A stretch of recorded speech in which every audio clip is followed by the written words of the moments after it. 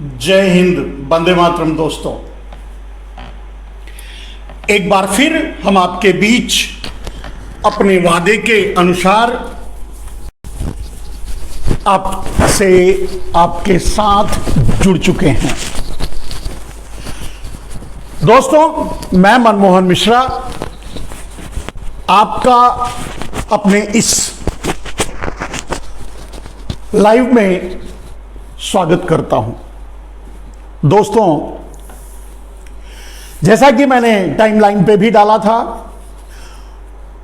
और मैंने आपसे हमेशा के लिए वादा भी कर रखा है कि इस प्लेटफॉर्म से प्रतिदिन आपसे 10 बजे मुलाकात होगी। आपके बीच अपनी बातें, अपनी भावनाएं, अपने विचार लेकर आपसे मिलेंगे और आपके विचार कमेंट के जरिए जो आप मुझे भेजते हैं, देते हैं, उसे हम हमेशा शेयर करेंगे और उसका जवाब देंगे।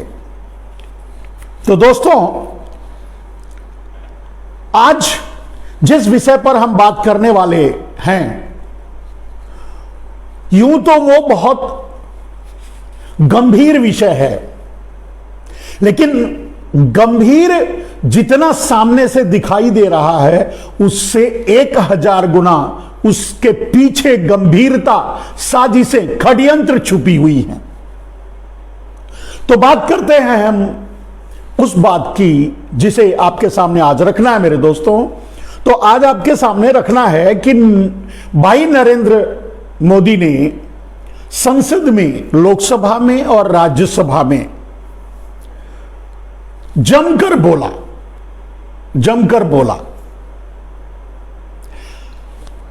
कल भी वो तकरीबन 1.5 घंटे तक बोला, आज भी वो वही लगभग 1.5 घंटे तक बोला। राज्यसभा में, कल लोकसभा में बोले थे। और इस संवाद में वैसे तो वो राष्ट्रपति के अभिभाषण का जवाब देने के लिए या उसकी समीक्षा करने के लिए या उस पर जो चर्चाएं हुई उस पर बात करने के लिए खड़े हुए थे, बोल रहे थे, लेकिन वो उस पर नहीं बोल रहे थे। वो बोल रहे थे कुछ और क्या बोल रहे थे, उस षड्यंत्र की ओर इशारा करेंगे हम आपको। इशारा नहीं, उस षड्यंत्र का पर्दाफाश करेंगे। वो क्या और क्यों बोल रहे थे। मूल रूप से कुछ बातें उन्होंने अपने इस संसदीय भाषण में रखा। अगर लबोलुआब सब कुछ देखें पूरा मिला करके, तो एक खास बात यह थी इस उनके लंबे चौड़े वक्तव्य का, मतलब मैराथन भाषण का, अगर पूरा लबोलुआब देखेंगे, अगर उसका पूरा निचोड़ देखेंगे, तो वो कांग्रेस, नेहरू के अलावा पहली बार वो समाज और देश से जुड़ी हुई,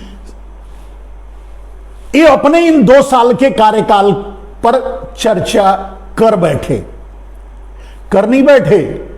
लोग सोच रहे होंगे कि नरेंद्र मोदी कोरोना की बात, उस समय हुए कामों की बात कैसे छेड़ दी। और 2 साल बाद बीच में कई संसदीय बैठकें हुई, संसदीय सत्र चला, लेकिन कभी उन्होंने उस पर कोई बात नहीं की। लेकिन इस समय बात की। षड्यंत्र यही है, पूरा राज इसी में छुपा है कि आखिर नरेंद्र मोदी, नेहरू और 70 साल के गड़े मुर्दे उखाड़ते वो अपने कार्यकाल के 2 साल के गड़े मुर्दे क्यों उखाड़ लिए और क्यों उखाड़ दिया। आप सोच रहे होंगे कि नरेंद्र मोदी ने शायद गलती से उखाड़ दिया होगा, क्योंकि आपने देखा कि मीडिया जाने अनजाने, गोदी मीडिया तो चर्चा नहीं करेगी, उस पर सवाल उठाएगी, लेकिन सोशल मीडिया और जो अच्छे पत्रकार हैं, वो इसकी व्याख्या कर रहे हैं कि नरेंद्र मोदी क्या कह बैठे, कोरोना काल के बारे में छेड़ दिया। अरे ये तो उन्होंने गलत कर दिया, ये तो अपने ही मतलब जिन चीजों को छूना नहीं चाहते थे, जिन पर बोलना नहीं चाहते थे, वो बोल बैठे, कैसे हो गया? लेकिन ये ऐसा हुआ नहीं मेरे दोस्त, ये एक बहुत लंबी चौड़ी साजिश के तहत उन्होंने इस मुद्दे को छेड़ा है।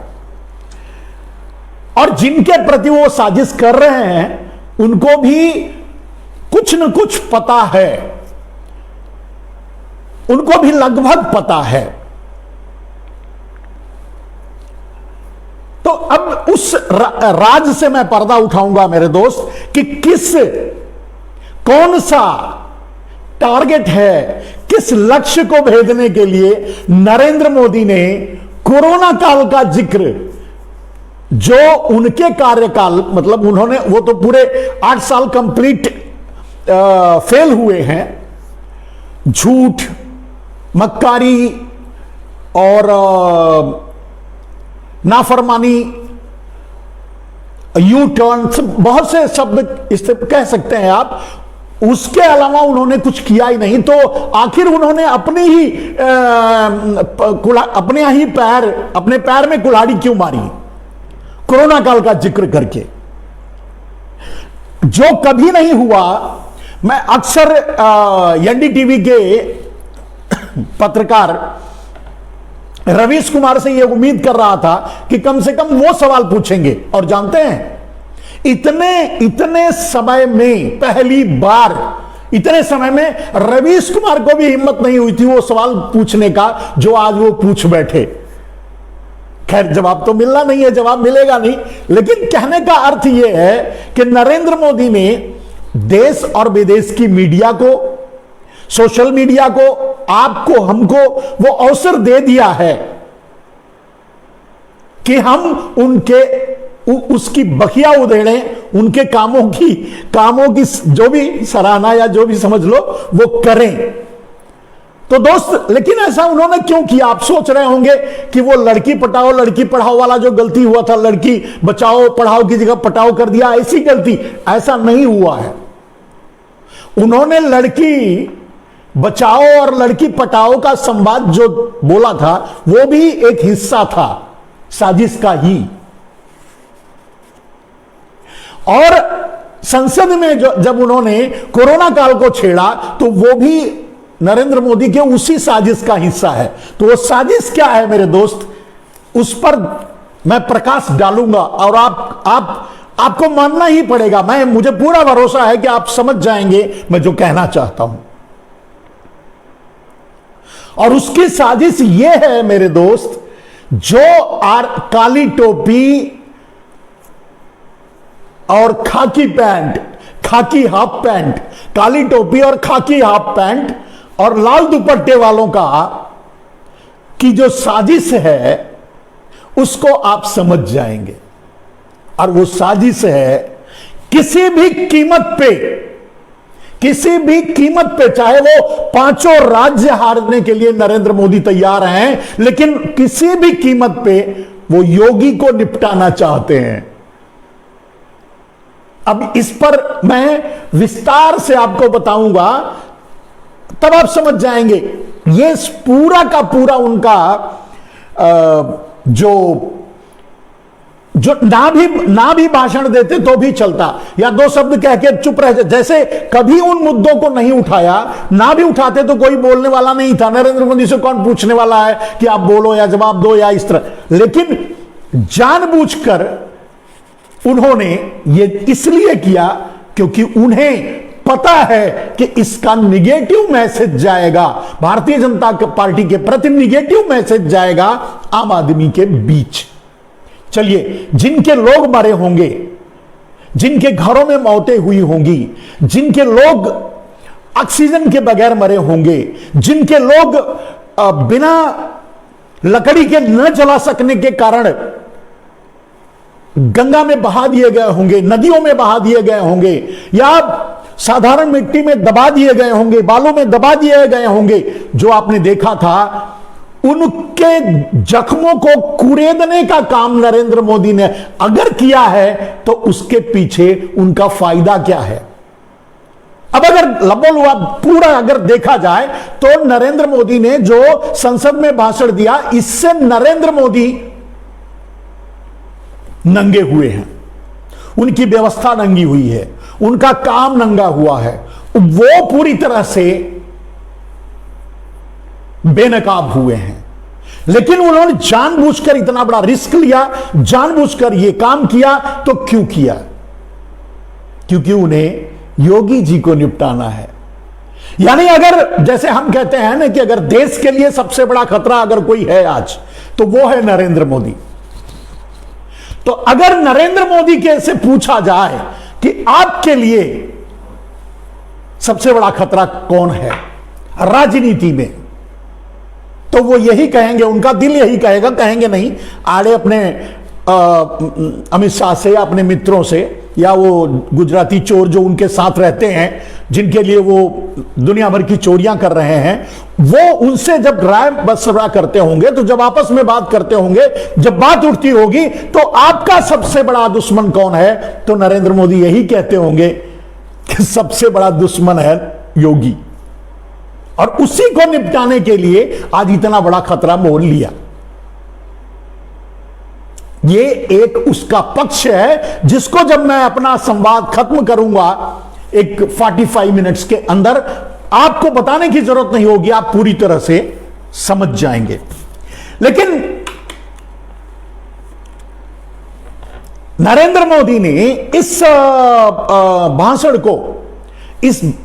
को जो टैगलाइन दिया, या इस भाषण से जो अपने लिए सोच रहे थे कि जो हमारा पार्टी का नुकसान होगा, लेकिन जो हमारे लिए सिंपैथी जाएगी, या जो अपर क्रिएशन है, यानी उनको जिम्मेदार न ठहरा करके जो लोअर लेवल तक बात को दबाया जाएगा, उनका निशाना भी, तीर भी अपने जगह लग जाएगा, यानी योगी का मैदान साफ हो जाएगा और उन्हें सिंपैथी भी गेन होगी। ऐसा उनके भाषण का यह टारगेट था। इसीलिए उन्होंने टैगलाइन बनाया। अक्सर वो क्या कहे, मतलब जो संवाद में क्या कहे कि मुझे क्या क्या नहीं कहा गया, इसी को टैगलाइन बना करके रवीश कुमार ने भी 2 दिन का टाइम लाइन किया कि मुझे क्या क्या नहीं कहा गया। यानी सब लोग मुझे कोस रहे थे, जो मुंह में आए बक रहे थे, जो मुंह में आए कह रहे थे, वगैरह वगैरह वगैरह, लेकिन इसका जिक्र की क्या जरूरत थी? क्योंकि इसका बहुत बड़ा फायदा नरेंद्र मोदी उठाने वाले हैं। नरेंद्र मोदी जो चाहते हैं वो करने वाले हैं। नरेंद्र मोदी का निशाना कहीं और है, कहीं पे निगाहें, कहीं पे निशाना। आज लोगों को लग रहा होगा संसद में, और भारतीय जनता पार्टी को लग रहा होगा कि कांग्रेस को धो डाला। असल में वो कांग्रेस को धो नहीं रहे थे, वो योगी की टांग काट रहे थे, मतलब जड़ काट रहे थे। सच्चाई ये है। थोड़ा बहुत अगर षड्यंत्र, जो भी मैसेज दबाने की बात और इस तरह से झूठ के जरिए और कैराना का मसला उठा करके, आतंकवादी मसले उठाकर, जिस तरह से हिंदू मुसलमान करके थोड़े बहुत जो वोट लेने की कोशिश जारी थी, उसमें भी नरेंद्र मोदी ने पलीता लगा दिया। आखिर क्यों किया ऐसा? जो बात मैं पहले दिन से कह रहा हूं, ये चुनाव शुरू होने से पहले मेरे दोस्त, कि नरेंद्र मोदी और आरएसएस के निशाने पर योगी आदित्यनाथ हैं। योगी जी इस बात को समझते होंगे, मैं योगी जी को जानता हूं। योगी जी इतने भोले भाले नहीं है जितना दिखते या लोग समझते हैं। वो समझते हैं इस बात को कि कहां, मतलब नरेंद्र मोदी का निशाना कहां है, क्या चाहते हैं, क्योंकि उन्हें पता है कि वो जबरदस्ती मुख्यमंत्री बने थे, उन प्रधानमंत्री और गृह मंत्री के से आगे बढ़कर, मतलब उनको एक तरह से दबाव डालकर। और उन्हें पता है कि आज उनके लिए क्या सोच बनी है भारतीय जनता पार्टी और आरएसएस में। अगर कोई रोड़ा है नरेंद्र मोदी के रास्ते में, अगर कोई रोड़ा है नरेंद्र मोदी के राष्ट्रपति बनने के रास्ते में, तो वो है योगी। मैं पहले भी बता चुका हूं। तो दोस्त, ये योगी का जो थोड़ा बहुत वोट मिलने वाला था उसमें भी नरेंद्र मोदी ने पलीता क्यों लगाने का काम किया, इसके पीछे योगी को निपटाना है। अब चलिए अब उनकी बातों पर थोड़ा जिक्र कर लें। आप से जैसा हम हमेशा प्रार्थना करते हैं मेरे दोस्त कि आप हमारे साथ जुड़ते हैं, और आपका बहुत बहुत मैं आभार प्रकट करता हूं, आपका अभिनंदन करता हूं, आपका स्वागत करता हूं। पूरी संस्था लगी हुई है हमारे संवाद को किसी तक ना पहुंचे, लेकिन आपकी कोशिशों से पहुंचती है और पहुंच रही है। इसके लिए मैं आपका आभारी हूं और हमेशा इसके लिए आपका आभारी रहूंगा मेरे दोस्त। और आप ही हमारी ताकत हो जिसके बल पर हम आपके बीच भी आते हैं और आपके जरिए लोगों तक अपनी बातें पहुंचाने में सफल हो जाते हैं। तो दोस्तों, आप इसे जैसे ही इस टाइमलाइन से जुड़ें, इसे सबसे पहले अपने टाइमलाइन पर शेयर कर लें और फिर उसके बाद इसको देखते रहें, इसमें अपनी राय दें, अपना कमेंट दें। हम आपके कमेंट को पढ़ते रहेंगे और आपका जवाब भी देते रहेंगे। बीच बीच में जो हम संवाद हम करेंगे उसके बीच में हम आपका जवाब भी देते रहेंगे, यह मेरा वादा है आपसे। जो मैंने टाइमलाइन डाला था उस पे कुछ लोगों ने कुछ कमेंट डाला है, उसको भी, क्योंकि मैं हमेशा डालता हूं कि आप अपने सवाल और सुझाव मुझे दीजिएगा जिसके द्वारा मैं अपनी बात को ज्यादा निखार सकूं आपके सामने। तो कुछ लोगों ने जो डाला था उसको मैं बता देता हूं। असगर अली ने डाला था कि मतलब वो मैंने जो कुछ पॉइंट्स डाले थे, आज मैंने कुछ पॉइंट्स डाले थे कि किन बातों पर बात करनी है। तो मेरा कहना था कि नरेंद्र मोदी जब भाषण दे रहे थे तो वो उनसे कौन सी झलक आ रही थी आपको, वो कैसे किस रूप में संसद में बोल रहे थे? भारत के प्रधानमंत्री की तरह, गुजरात के मुख्यमंत्री की तरह, या अडानी अंबानी के चौकीदार की तरह, या झूठ के सरदार की तरह? तो ज्यादातर लोगों ने अपनी जो राय भेजी वो यही भेजा कि झूठ के सरदार की तरह या अडानी अंबानी के चौकीदार की तरह। तीसरा और चौथा पॉइंट लोगों ने ज्यादा उजागर किया है और माना है कि वो भारत के प्रधानमंत्री की तरह नहीं बोल रहे थे। कुछ लोगों ने गुजरात के मुख्यमंत्री की तरह बात कही, उनकी भी बात सच है। भारत के प्रधानमंत्री की तरह तो फिलहाल वो नहीं बोल रहे थे। अब रह गई बात गुजरात के मुख्यमंत्री की तरह बोल रहे थे, बिल्कुल सही बात है। अडानी के चौकीदार की तरह बोल रहे थे, वो भी सही बात है। और झूठ के सरदार तो वो हैं ही जन्मजात, तो उसमें कोई दो राय नहीं। तो वो उसी लहजे में संसद में अपना भाषण दिया और उसी को मैं आपके सामने उजागर करूंगा और रखूंगा। और इस संवाद में ये संवाद खत्म होते होते आप बिल्कुल समझ जाएंगे कि इसके पीछे नरेंद्र मोदी के निशाने पर कौन है, कांग्रेस या योगी। उनके निशाने पर संसद में अपने भाषण के जरिए उन्होंने निशाने पर किसको लिया, कांग्रेस को या योगी आदित्यनाथ को? इस बात का रहस्य आपके सामने क्लियर हो जाएगा। तो वो कुछ जो लोगों ने अपने सवाल डाले थे उसको मैं पढ़ना चाहूंगा, आपके सामने बताना चाहूंगा मेरे दोस्त कि दिनेश कुमार वर्मा ने लिखा 10 मार्च के बाद सिलेंडर काल उन्होंने लिखा। अब इसका गूढ़ार्थ तो मैं नहीं समझ पाया लेकिन होगा। असगर अली ने लिखा 3 और 4 नंबर, मतलब तीसरा और चौथा नंबर जो मैंने कहा है कि वो अडानी के चौकीदार की तरह बोल रहे थे या झूठ के सरदार की तरह, तो तीसरा चौथे नंबर पे उनको रखा है। संदीप चौहान प्रचार मंत्री कहा है। टाइगर ने लिखा है छूट मंत्री, वो भी सही है। और जाट चौधरी लिखते हैं क्या मोदी गैंग दिल्ली पुलिस और मिलिट्री में भर्ती निकालेंगे? खैर ये भर्ती के बारे में कह रहे हैं, वो तो नहीं निकालेंगे, उनको किसी को भर्ती लेनी वनी नहीं है, किसी की जरूरत ही नहीं है। अब देश को किसी की जरूरत नहीं है, देश को उनकी टीम को, उनके आकाओं को या अडानी अंबानी को अब किसी आम आदमी की जरूरत नहीं है। तो इसलिए आरती भर्ती की तो बात ही नहीं उठती।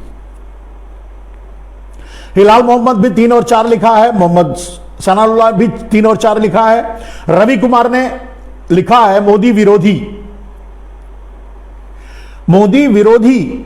कीजिए, मोदी विरोध कीजिए, देशद्रोही नहीं, बिल्कुल देश विरोध नहीं। देश विरोध हम कहां करेंगे भाई, हम तो देशभक्त हैं, हम कहां से देश विरोध करेंगे। तो पंजाबी ने लिखा है मोदी और गुजराती चोरों का डीएनए भारत में मुगलों के अपने से पहले गुजरात में कहां से आया। खैर, इसके बारे में विस्तार से बताएंगे। अभिषेक ने लिखा है मानसिक रोगी है, मेरे लिए लिखा है। बिल्कुल सही कह रहे हैं, मैं मानसिक रोगी हूं। शायद अगर आपने मेरे लिए लिखा है, अगर आपने मोदी जी के लिखा है, तो बिल्कुल वो भी वही है, मानसिक रोगी। तो केजे ठाकर ने लिखा है देश का राजा कह रहा है 80 करोड़ लोगों को मुफ्त में अनाज बांटा। मतलब 80 करोड़ लोगों के पास न तो 2 वक्त की रोटी कमाने जितना भी रोजगार मिल रहा है वह भी नहीं बचा। मतलब 7 साल में देश को गरीबी, बेरोजगारी एवं भूखमरी के दलदल में फंसा दिया। नोटबंदी, इन्होंने पूरी व्यवस्था के बारे में लिखा है, बहुत सही। 700 किसानों के शहीदी के बारे में भी लिखा है। इन्होंने बिल्कुल सही लिखा है। जो भी इन्होंने लिखा है, मोदी के सारे कामों की व्याख्या कर डाली है मेरे दोस्त। तो बहुत अच्छा लिखा है इन्होंने। नोटबंदी करके भोली वाली जनता को लूटा, बिना राय मशवरा किए तानाशाही की तरह अनियोजित लॉकडाउन किया, देशबंदी देश पर थोपा, और आत्मनिर्भर भारत न्यू इंडिया बेशर्मी देखिए कि अपनी नाकामी के लिए खुद भी अपनी पीठ थपथपा रहा है। 700 किसानों की शहीद करवा दिया, बेशर्म विपक्ष को कोसता है, संसद में खड़े होकर गरिमा गिराता है, देश को कर्ज में डुबोकर संसद में बेशर्मी से दूसरे विषयों पर भूतकाल उजागर झूठे इतिहास रचते हैं, चुनावी रैली लंबी फेंकते हैं, देश के लिए गैर जिम्मेदार पीएम, अपने दल के लिए भ्रष्ट विचारक जोड़ता पीएम, अपना दल मजबूत करके देश बर्बाद करता पीएम, धर्म के नाम पर। सही बात। तो आपने जितनी बातें लिखी है मेरे दोस्त, बहुत सही। रोनी राय ने लिखा है, रोनी राय ने उनका पक्ष लिया है नरेंद्र मोदी का, अच्छा बात है। और केजे ठाकरे फिर से लिखते हैं भाजपा की 4888 करोड़ की संपत्ति लीगल भाजपा ही बनाती है। यह संपत्ति लीगल कैसे बनी? खैर, आपको बताने की जरूरत नहीं है, आपको कहने की जरूरत नहीं, बिल्कुल सही बात है। 400 लाख करोड़ को अगर अंडरग्राउंड किया गया तो किसी न किसी रास्ते से पुल आउट तो किया जाएगा, वो किसी न किसी रास्ते से लाया जाएगा, अपने चोर साथियों को में बांटा जाएगा। वो तो करेंगे ही करेंगे, उसमें कोई दो राय नहीं मेरे दोस्त। तो आपसे, जैसा कि मैं गुजारिश करता हूं हमेशा की तरह, आपसे फिर से विनती करूंगा, आप अपनी टाइमलाइन पे शेयर करें, क्योंकि मेरे टाइमलाइन को बहुत बुरी तरह से डैम स्लो किया जा रहा है, आप तक पहुंचने नहीं दिया जा रहा है। लेकिन आप अगर इसे लगातार शेयर करते रहेंगे, दूसरों को पहुंचाते रहेंगे, तो वो कुछ नहीं कर पाएंगे। अब आते हैं मेरे दोस्त, मैं उस मुद्दे पर कि क्या क्या नहीं कहा गया। अब चलिए, क्या क्या नहीं कहा गया। प्रधानमंत्री को दुख हुआ होगा, तो उन्होंने अपने क्या क्या नहीं कहा गया तो अपनी भड़ास निकाली, ठीक है, अपने जवाब देने की कोशिश की अपने तरीके से और जवाब दिया। अच्छी, ये भी अच्छी बात है और बहुत अच्छी बात है। अब अभी जो लाइव जुड़े हुए हैं उनके भी इरफान जी लिखते हैं वेरी गुड, धन्यवाद। और गिरधर भाई लिखते हैं अपनी लकीर लंबी करने के दूसरे की लकीर छोटी करना चाहते हैं मोदी।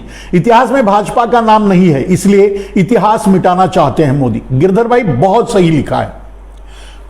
एक बात समझिए, जो बात की बारीकी को समझता है वो अच्छी तरह से मोदी को समझता है।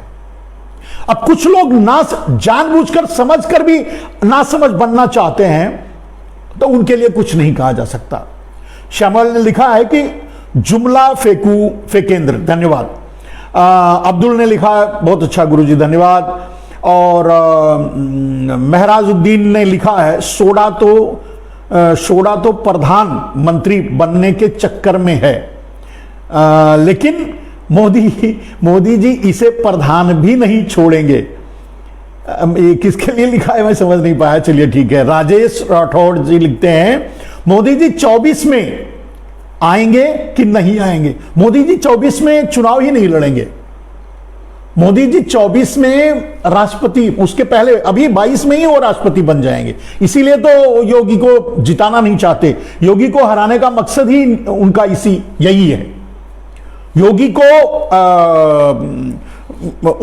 को डेमोरलाइज करना या योगी को हरा देना या योगी को राजनीति से बेदखल करने का मकसद उनका यही है कि कोई उनके सामने खड़ा ना हो। वो इसलिए क्योंकि 2022 में ही वो अपने आप को राष्ट्रपति घोषित करेंगे, अमित शाह को प्रधानमंत्री बनाएंगे, पूरा पावर राष्ट्रपति के हाथ में ट्रांसफर करेंगे, अमेरिकन डेमोक्रेसी लागू करेंगे। जिस डेमोक्रेसी की बात कर रहे थे संसद में, उस डेमोक्रेसी को पूरी तरह से खत्म कर देंगे। और उसके लिए साथ से पहले से करते रहे हैं और अभी भी कर रहे हैं। तेजस ने लिखा है, मोदी बेईमान है, धन्यवाद बंधु। जय संविधान, जय भारत। और मुश्ताक भाई लिखते हैं, नमस्ते स्वामी जी, धन्यवाद बंधु। सही बोले बाबा जी, धन्यवाद। राहुल जी लिखते हैं, और Shivraj, very very good, Shivraj Singh, very very good, धन्यवाद। तो अब आप अपने कमेंट्स डालते रहिए मेरे दोस्त, और मैं आपके कमेंट्स का जवाब टाइम टू टाइम जैसे जैसे मेरे सामने आता रहेगा, मैं 1 by 1 उसे भी लेता रहूंगा बीच बीच में और अपनी बात कहता रहूंगा। अब हम आते हैं अपने पॉइंट पे। नरेंद्र मोदी ने अपने संसदीय भाषण में कहा, बिजली नहीं मिलती थी, कम मिलती थी। उत्तर प्रदेश की बात कर रहे थे और प्रदेशों की बात कर रहे थे। उनका कहना था कि हमारे से पहले हम डबल इंजन की सरकार में आए तो हम बिजली दे रहे हैं लोगों को, मिल रही है लोगों को। इससे पहले बिजली नहीं मिला करती थी, बिजली कम आती थी। बिल्कुल सही बात है मोदी जी, आपकी बात बिल्कुल सही है। लेकिन जिस समय बिजली कम मिल रही थी, उस समय भी लोग बिजली ले रहे थे जो मिल रही थी, और जब नहीं मिल रही थी तब भी किसी न किसी तरह से अपना काम चला रहे थे, डीजल से या जनरेटर से या किसी और माध्यम से। लेकिन जब से आप डबल इंजन के साथ सत्ता में आए हैं नरेंद्र मोदी जी, बिजली है, किसी को लेने की हिम्मत ही नहीं रही। लोग अपनी बिजली कटवा दे रहे हैं। पूछिए कैसे? क्योंकि उनके पास पैसा ही नहीं है देने के लिए। इतना दाम आपने बढ़ा दिया, बिजली का दाम इतना कर दिया कि आप बिजली दोगे तो भी कोई लेने की हिम्मत नहीं करेगा, नहीं लेगा, नहीं ले पा रहा है। अब सोचिए, बिजली कम मिलती थी, काम चल जा रहा था। बिजली कम मिलती थी तो जनरेटर, इन्वर्टर या दूसरे और माध्यमों से काम चल रहा था, क्योंकि तेल वगैरह कम सस्ता था। तो डीजल का भाव तो वैसे ही 100 रुपए आपने पहुंचा दिया, डबल कर दिया। इधर बिजली का भाव आपने 5-6 गुना बढ़ा दिया। तो अब बिजली है भी तो लेने की हिम्मत कौन करेगा? वैसे ये आपका स्टाइल है। उज्ज्वला गैस के नाम पर लोगों को गैस देने की बात करके उनके घरों से गैस, पहले चूल्हा फुड़वा दिया उनको सिलेंडर दे दिया, उनको गैस दे दिया, बाद में उनको उसके काबिल भी नहीं छोड़ा।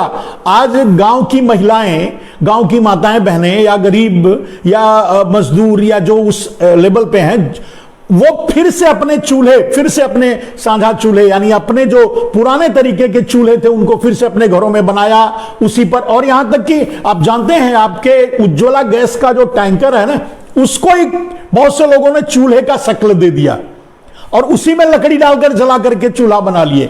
ये आपकी देन है। It's style of Narendra Modi is development. देंगे, लेकिन किसी को ये इस हालत में नहीं छोड़ेंगे कि वो कोई लेने से इनकार कर दे। भाई अब एक बात बताओ, नरेंद्र मोदी जी, तुम बताओ, अगर किसी को तुम जाओगे कहोगे कि भाई ये उज्ज्वला वाला चूल्हा है, आप ले लो। अब आज अगर कोई किसी को बोलो कि उज्ज्वला वाला चूल्हा ले लो, तो आपको खींच के चप्पल निकाल के जड़ देगा। अब पूछे क्यों? क्योंकि उसको मिर्ची लगी हुई है, 1000 रुपए का वो खरीद नहीं सकता, और तुम उसको उज्ज्वला की बात करोगे, क्या करेगा बताओ? ठीक है, आप तो भाई BMW में चलते हो, आप अगर 15-20 मिनट के लिए कहीं खड़े हो जाते हो तो पूरे भारत की सिक्योरिटी खतरे में पड़ जाती है, पूरा भारत ही खतरे में आ जाता है। आपके लिए नहीं कह रहा हूं, लेकिन जो आपके सांसद विधायक अब वोट मांगने जा रहे हैं, उनको कहिए ना कि उज्ज्वला का नाम लेकर के, भाई तुमको उज्ज्वला दिया था, हमको वोट दे दो। तो वोट तो बाद में देगा, पहले फटा हुआ जूता घर में से लाएगा और मारेगा। लठ भी मिला तो छोड़ेगा नहीं, सर फोड़ देगा। कहने का अर्थ यह है नरेंद्र मोदी कि आप अगर पुराने देते नहीं थे या कम देते थे या जो भी था, वो लोग लेते थे, लेने की कोशिश करते थे, लेकिन आज आप दोगे तो भी कोई लेने की हिम्मत नहीं करेगा। मैंने उज्ज्वला का उदाहरण दे दिया, आप समझ गए होंगे मैं क्या कहना चाहता हूं। और यही हाल हर नागरिक का है भारत में। आप उसको दो, वो कहे, वो हाथ जोड़, आप कुछ देने लगोगे तो हाथ जोड़ कर कहेगा मोदी जी मत दीजिए, मोदी जी मोदी जी वाह, मोदी जी वाह, आप बहुत अच्छे हैं, मैं कहता हूं आप मुझे मत दीजिए। क्योंकि उसे पता है कि अगर आप दे दिए तो फिर उसकी किडनी निकाल लोगे, आप आपकी वो आंखें निकलवा लोगे, आप पता नहीं क्या क्या ले लोगे, वो उसे पता है। इसलिए वो कहेगा कि आप मोदी जी मत दीजिए। और वैसे भी देश अब आपसे हाथ जोड़ चुका है, मोदी जी आप कुछ मत दीजिए, बस आप गुजरात चले जाइए। और यही